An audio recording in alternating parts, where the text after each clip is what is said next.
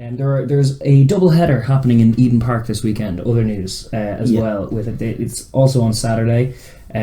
We have Fiji playing Tonga in probably the big fixture of it, and I think that's at 4:00. But it's a double header, and Samoa are playing New Zealand Heartland 15 beforehand. And the Heartland 15 is kind of an entity that the All Blacks have, where it's kind of based on players from Divisions 1 and 2 in the Divisions 2 and 3, even in the Mitre 10, which is kind of, obviously, it's a good little gateway for certain players of a level. I don't know what level they'll be at. We don't know what the team is. We haven't seen it. It's impossible to know that level they'll be at, and it's not really the most important thing. It's a hit out for the Samoans ahead of their World Cup, exactly, and they've cut their squad a little bit. The Samoans themselves, they've got 30. They've actually brought a bunch of guys in and let a bunch of guys go. And they've got a pretty strong looking 34-man squad, which they'll obviously have to whittle down somewhat. But it's two CPCs back in there, and that 10 battle is going to be fascinating. Obviously, he's held that jersey for years, but Sayateni has been promising. Great to see Tim Nanai Williams back in the mix. He's obviously backs where he belongs, instead of being thrown in 10 as they've had to do in a few times. They got depth at 10, and then obviously your stalwarts. You've got Ray Lilo and Leua and Fonatia as centre options, correctly listed as centres as well, as opposed to being played on the wing as some of them were during the PNC. Indeed, and obviously that loose forward combination of TJ Ioane, Jack Lamb and Chris Vui is pretty class. So I would actually I'd hope Samoa will pick their strongest side, and I would hope that they get a confidence building big win. That'll be nice. Obviously, young Kiwis, you don't know, they could be class. They could light it up, and that would be worrying for Manu Samoa. But it's definitely a good thing, and it's a good celebration of just Pacific Island rugby as well in Eden Park, which is good. But then the got to give New Zealand rugby a shout out. I know they get a lot of stick for stealing players, etc., etc. They do a lot for. They do try to and celebrate the Pacific that. nations. 100%. So, and this is a good example of it. Eden Park playing host to the three Pacific, all three of them, and then New Zealand, the All Blacks providing a team, albeit a kind of hodgepodge Heartland 15 that we don't really know anything about. We're providing opposition for them to play against. 100%. That's great. And then the other game is Fiji Tonga, which probably there's more intrigue in this one than the other one. Certainly we know a bit more having watched the PNC.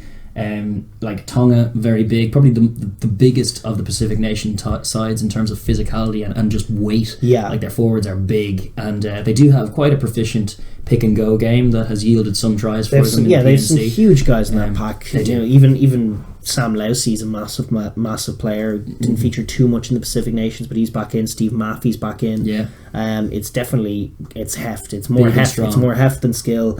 I would worry a little bit about the halfback combination. Johnny Five at 10 hasn't really impressed me. He wasn't great in the PNC, to be fair. And I just think we've obviously the Tongan team has been announced, but we haven't seen the Fiji team as of yet. No.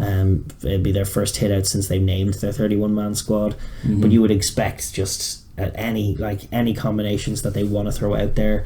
I would think that it being a warm-up game of relative low intensity, it's to be a dry track, that they're going to go for something close to a full side. So I think we're likely to see your Radradras and your Bodias in the centre and Ben Volavola and whoever they're going to go for at 9. It's really a lottery at this point. For a fullback as well. Vitakani is the front runner for me anyway. And then Tuisova on one wing and maybe Nkosi on the other. Nkosi, Gonova, that's leaving Gonova. Any number of that backline could be serious, and exactly. Just looking forward to seeing all of them out there. Karatani in the back row has been one of the revelations. Just the last game we saw in Eden Park was obviously Bledisloe 2, and that was a washout.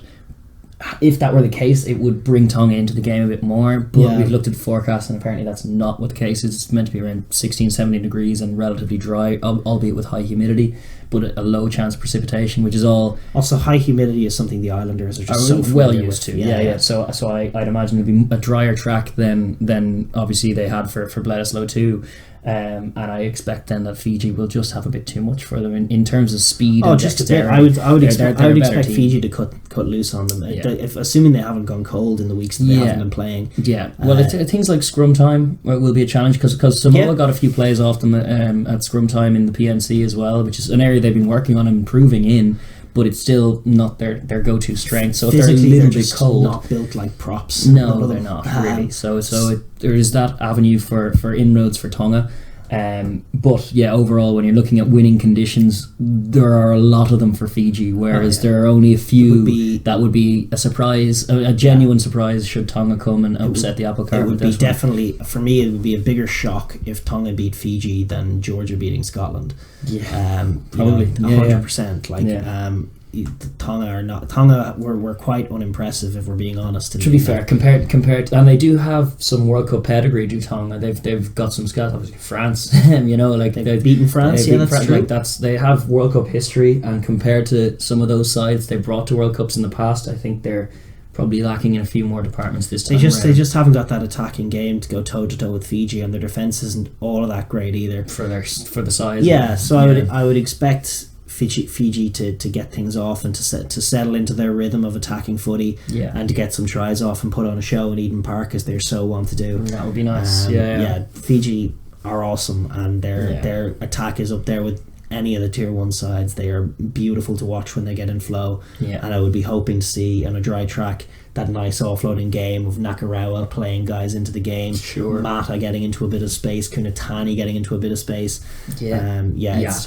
Yato also in a bit of space. They're all awesome. They're all in space. Running great lines, and their attack is a wonderful flow of instinctive offensive offloading rugby that few defences, when it comes off, can handle. And I don't know that the Tongans will be at all ready for it. Not at all. They just don't play at pace, Tonga. No, they don't. They're quite slow around the corner as well. Like that is where in defence, even though they're big, they can get moved around and then opened up. So exactly, you'd expect a patient outing from Fiji, where they just don't be thrown around too recklessly early and get their fundamentals right, and then go to that game. That should be enough to really put up a score against this Tongan side. You'd expect, and that's probably what we are expecting as well. But it is, as we said, like a really good celebration of Pacific Island rugby, a good thing to have as a showcase in Eden Park in advance of the World Cup. Obviously, and just a good hit out for all these sides, which they need in advance of it as well. The PNC was great, but now you still need to keep the guys primed and ready to go into the World Cup. Consistent hit outs of this variety can't be a bad thing. Yeah, for sure. The only instance in which it is when big key men go down injured, which is what we've been obviously, like, that's been a big talking point on World Cup warm-ups in the Northern Hemisphere, obviously, because they're just not competitive games, so it's more heightened in that sense, but it's as damaging for these teams, if not more, because they're lean on key men more. Exactly. Totally. So that's the only danger, but otherwise it's a really good thing, I think. I think so too. Thank you very much for watching that video. If it's your first time here, please leave a like and subscribe down below, and leave a comment as well if you enjoyed it, because we enjoyed the conversation.